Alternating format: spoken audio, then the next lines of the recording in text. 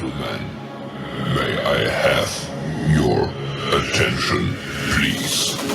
The show starts in 3, 2, 1, go.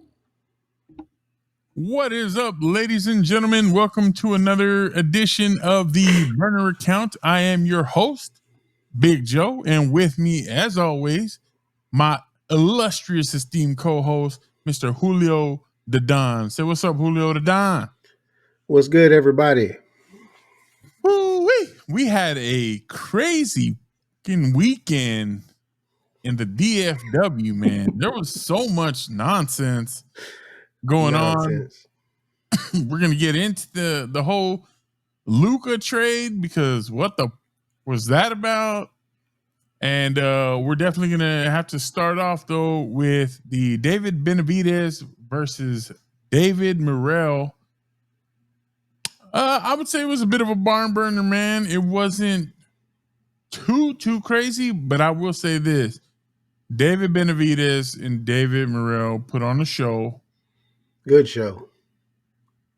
Benavidez goes down for the second time in his career. He called it a slip. Maybe he was off balance, but he did go down. Mm-hmm. Not ass over tea kettle, but his glove touched the mat, so they called it a knockdown. And then the 11th round, the same round that he gets knocked down, he gets hit in the face after the bell, and they take the point away from David Morrel. Yeah. It got a little chippy in there, man. What did you think of the fight overall? Were you impressed? Did you come away thinking, hey, you know what? That was just a great fight? Or did you come away thinking Benavidez should have shown more or Morrel showed a lot? Or what did you think? Overall, it was a very good fight. Enjoyed it very much. Came away with just the feeling of that, yeah, it was a great fight. Both fighters showed that they were head hunting. You could tell. They were throwing power shots after power shots after power shots. David Morrel, I'll have to give him credit where credit is due. My man was trying to utilize the jab. He's a really good fighter off the back foot, even though he tried to apply some pressure to David, and he got David walking back a couple of times too. So that was that was a huge surprise to me because I've never seen another fighter back David Benavidez back up like that in any fight that he's had. There's been a couple of fights that he's had where he's faced some pressure, but never like the type of pressure that he faced against Morrel. So and he caught him a couple times. Oh man, yeah, more than a couple of times. He was rocked. I want to say in the 6th round, and then again in the 11th, if I remember right. You have to forgive me because I was drinking while I was watching the fight, so I kind of was like, watching it, but just staying with the fight. But in any case, the fight was really good, man. Did not disappoint whatsoever. I was hoping for a knockout victory from either side. Kind of leaning more towards David Benavidez just because his style, the way that he walks people down, he wears them out, and then he starts putting combinations together. Typically when he gets somebody up against the ropes or in a corner, he likes to work the body, start head hunting, start putting dangerous multiple combinations together to where he can take somebody out really, really quick. The thing that I loved about David Morrel was every time that he was walked or backed into either the ropes or into a corner, he would find a way to basically fight out of those situations to where even when David was all the way up on him and was firing shots off, he would fire right back. So that was very good to see. And then for him to be able to get himself out of that situation and kind of utilize the ring as much as he could to basically work outside, get outside of David, and then have him, basically just following him around and then shooting back, man. It was a very, very entertaining fight. But at the end of the day, after all it was all said and done, David walked away as the champ, the unified champ of the WBC and WBO. So, I mean, you can't take that away from him. I know that at the end of the fight, Morrel was basically saying, without saying too much, was that he would like to have a rematch against David. yeah, he wants to run it back and see if they can do it again, and then prepare for David again, all over again. Which I wouldn't be mad to see that fight, man. That's another fight that I would be like, you know what, hell yeah, I'll watch a part 2 of that and see how it goes down. But we'll see what happens, man. I know that at the end of it all, during the post-fight conference, him and David Morrel kind of buried the hatchet. You know, they said all the bad blood that was spoken between both of them during the whole press conference to build up for the fight. Of course, as we all know, as competitors, you're going to have that build up. You're going to have that going at each other's throat and whatnot. But then afterwards, they both showed a lot of respect towards each other. You know, gave flowers to each other as far as people saying how well they fought and the type of pressure they were facing in the ring.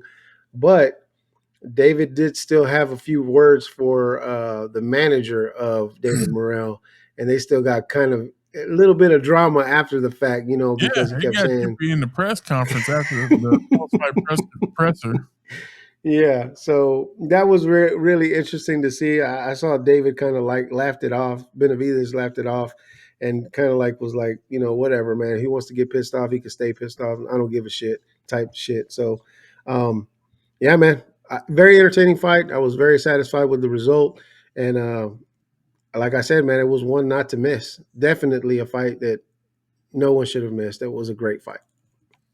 Yeah, man, I do think it was very entertaining to see those guys, the Battle of the Davids, and you saw some of the issues that we had talked about in our previous video, as far as, you know, fighting a southpaw and that awkward stance and trying to position your foot against his front foot.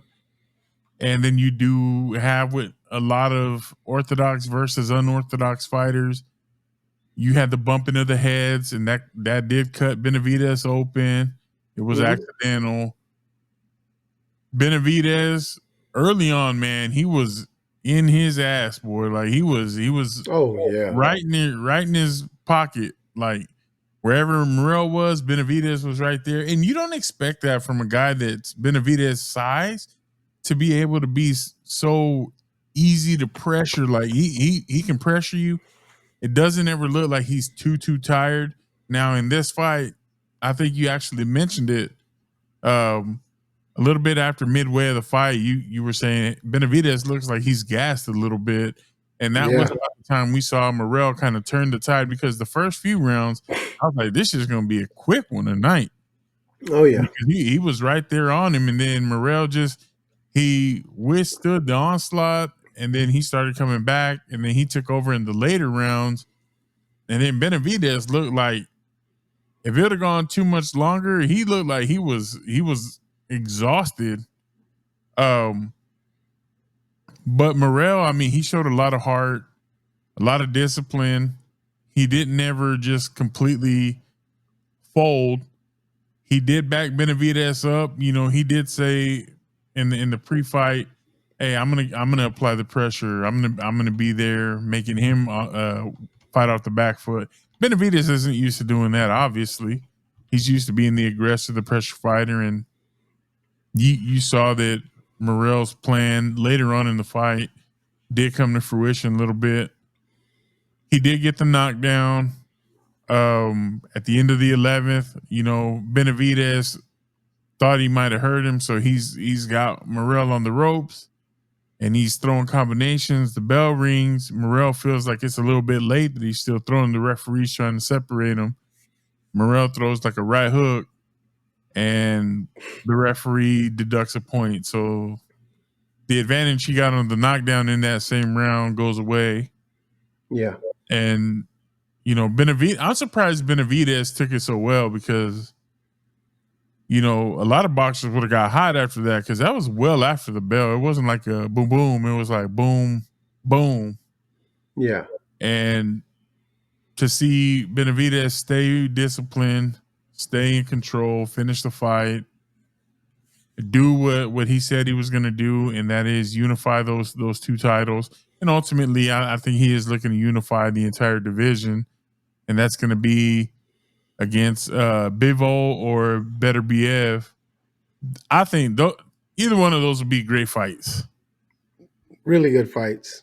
So really good fights. We'll see how that plays out, but at least we know the direction that this weight class is going. Yeah. We know what we can kind of expect, and I think that's going to be a good matchup. They asked him if he go back down to 167 to fight Canelo. He's like, no, I was there long enough. I'm up at 175 now, and it just kind of is what it is. 172, 175, somewhere in 175. So yeah, he's I think he's kind of laid down the hopes of going after Canelo. I think Canelo's focused on Bud Crawford now, and we'll see how those negotiations and stuff shape up and take place. Turkey Out Cheek is throwing the money at Canelo, I'm sure, and Bud for this fight. Yeah. So we'll see that. That's another good fight that we can look forward to. Haney and Garcia, the rematch. That's another one. Boxing's throwing out some bangers this year, and I'm here for it. Me too. The other banger that we got on this same card was Isaac Cruz and Angel Fierro. That fight was face to face, toe to toe, Mexican style boxing. Oh yeah, for 10 rounds. 10 rounds. Isaac Cruz, dog, he was throwing bombs. For days. Bombs, bro. 4 days, yeah. And I was like, Fierro's done. He's done. Early in this fight, I was like, he is done. And he's got a chin made of, I don't know what, bro. Vibranium, it's got to be something unearthly. They're made different, bro. Those kind of fighters are made different. He just stood there and he absorbed those punches and kept, battling tough. And he got Isaac Cruz tired. And then he got on Isaac's ass, and I was like, "Oh, Cruz is about to get taken out, bro. Like he's about to be out of there." He rocked Cruz good, really, really good in one of the rounds.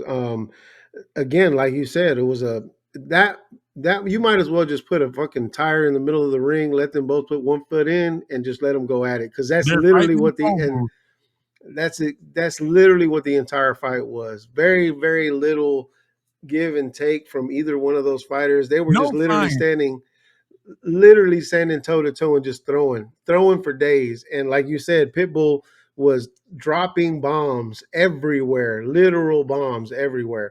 I know that they were fighting.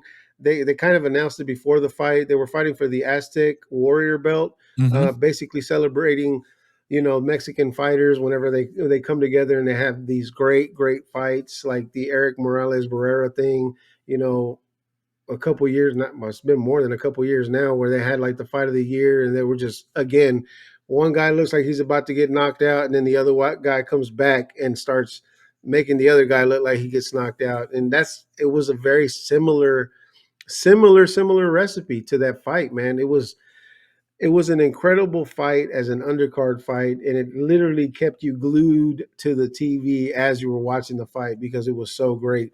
I mean, the guys were dropping not only just head hunting, they were dropping body shots that you could hear on the broadcast. You could literally hear the punches that these guys were throwing. So again, hats off to both of those guys. It takes a lot of guts to step into the ring like that. And then to take shots like that for 10 rounds. A lot of people might not think that's a lot, but stay your ass in a ring, in a boxing ring for that long, for 2 to 3 minute rounds, and then be in there just getting pummeled, basically just letting